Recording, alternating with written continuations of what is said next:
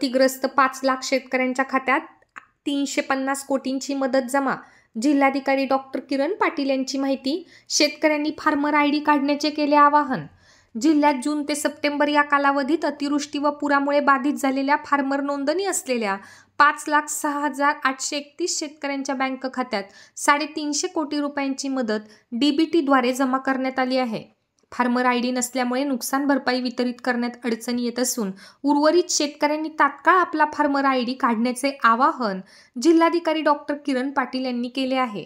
तर ज्या शेतकऱ्यांनी फार्मर आयडी बनवला नाही तर पीक विमा, पीक कर्ज, PM किसान व विविध पीक अनुदान यांचा लाभ मिळणार नाही असे आवाहन देखील करण्यात आले आहे।